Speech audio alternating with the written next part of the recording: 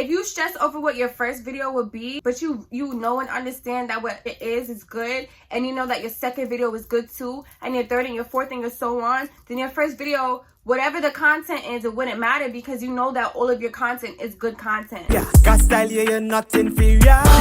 Them cannot touch you, no way. Can handle you, no way. Can raise your question. Hi guys, it's Naya. Welcome back to my channel. If you are new, welcome cousin. How are you?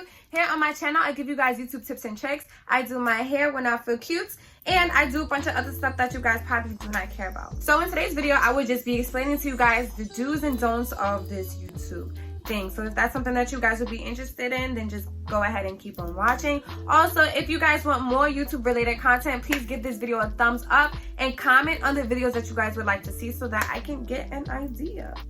So without further ado, let's just jump right into the video. Oh, I'll be giving you guys 5, okay? 5 do's and don'ts.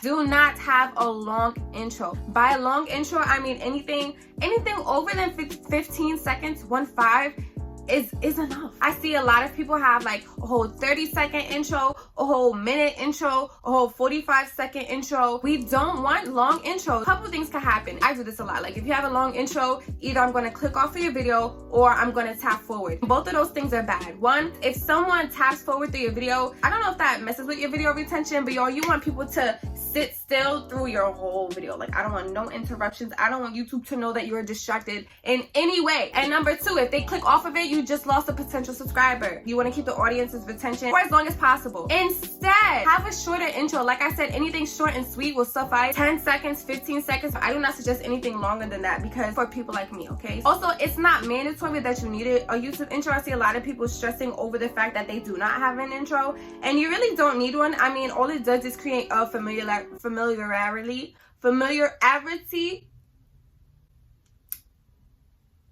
All it does is create something familiar with your channel. Number 2, do not have busy thumbnails. Like I said in one of my previous videos, your thumbnail is literally your book cover. It determines what people would click on. So if it's busy and you don't know what's going on, are you gonna click on it? No, because you don't even know what's going on. Like it be mad stuff in the background, nothing is clear. I don't know about you guys, but I look at the thumbnails before I even read the title. So your viewers should be able to understand what the video will be about by looking at your thumbnail. Instead, you want to keep it clear. Whatever it is that the video is going to be about, you want it to be clear through the thumbnail. Like, it is your book cover. I want you guys to try and make them clear the background if you have to. There are apps for that. I have 2 thumbnail tutorials actually if you guys want to go ahead and check that out. It will be in the YouTube tips and tricks playlist. Less is more. I don't know who needed to hear this, but less is more. Please believe me, okay? You want the thumbnail to be clear because it's more likely to be clicked on. And that's really the main reason behind it. If it's too busy, it's too cluttered, like I can't tell what's going on, your thumbnail's dark on top of that, it's like,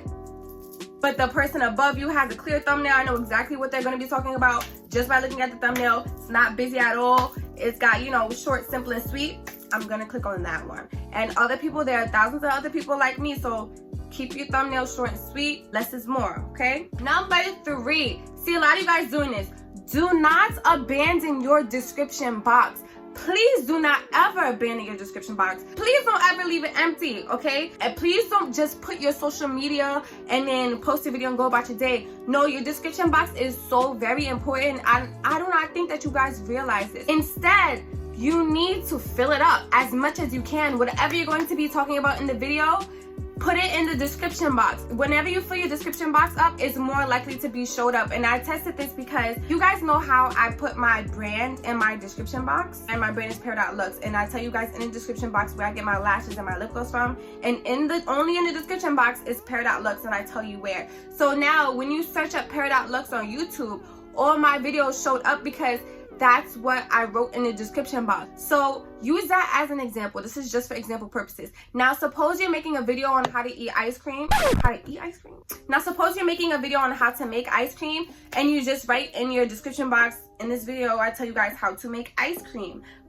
Then if somebody were to type up how to make ice cream, your video can be shown up and it matches the search criteria because it's in your description box. So I want you guys to never leave it, never ever leave it empty. Tell them exactly what it is that you guys will be doing. Hi guys, in today's video I'll be showing you guys how to make ice cream, and here's the recipe on how to make ice cream, and we're just making ice cream fun. Yeah, isn't it fun? How do you make ice cream? You get what I'm saying? Whatever you type in your description box about whatever the video could be about, this person all the way in Alaska could be searching it up, and because it matches the search criteria of what's in your description box, you could have a higher ranking as opposed to someone whose description box is empty. Okay. Number 4, do not feel like you need to be kept up with a standard. Do not feel like you need to have this whole professional persona on YouTube. Do not feel like you have to be somebody else in order to be successful on YouTube. Don't be afraid to be yourself. Don't be afraid to get personal is basically what I'm trying to say. Not too personal, like we don't want to hear no TMI, but just don't be scared to let your personality show. I don't know about you guys, but I know me and my friends, we like to watch people that we see ourselves in, that we can relate to, that, you know, that we can relate to. And you never know, that is a potential subscriber. Like, you might say something that somebody else could relate to, and then they're like, you know what, I'm gonna subscribe because you like to do this too. Like, do you guys get what I'm saying though? Some people actually told me that they can relate to me. They feel like they actually know me. Like, there's a difference between the audience watching you and being like, oh yeah, she's a YouTuber. Like, YouTuber, strictly YouTuber, as opposed to somebody watching you and then being like, oh yeah, she's a YouTuber. Like, I feel like I know him, her. You get what I'm saying? So just don't be scared to be too personal, because you want to build that relationship with your audience so that they can relate to you. You know what I'm saying? Does that make sense? I hope that one's making sense. Let me know in the comment section if it's making sense, because sometimes, you know what I'm saying? This is the last one, and I put this last because this one is specifically for beginner YouTubers. Do not stress over your first video. A lot of people be like, oh, I don't know what video I want to post first. I don't know, I'm scared, this, that, and the third. I want my first video to do so well, like I'm scared about my first video. My problem with this one is, you guys know, because I always say this, like, if you don't know what you're gonna post for your first video, how you know what you're gonna post for your second video, on your third video, and fourth video? You get what I'm saying? So first of all, know what you want to post. But the reason I say not to stress so much on your first video is because if you put out a video and you know that it's good, and you know that the following videos will be up to standard as well, then you should not stress on your first video, because you will know and understand within yourself, okay, I put out a good video this week, I'm sure of that. I'm gonna put out a good video next week too, and I'm gonna make sure of that. Once you realize and understand that you have to put the same effort and energy into them, then your first video, it shouldn't matter what your first video will be, because the following videos will be the same. You get what I'm saying? Just try to put out content that you know is good content that people will eventually see.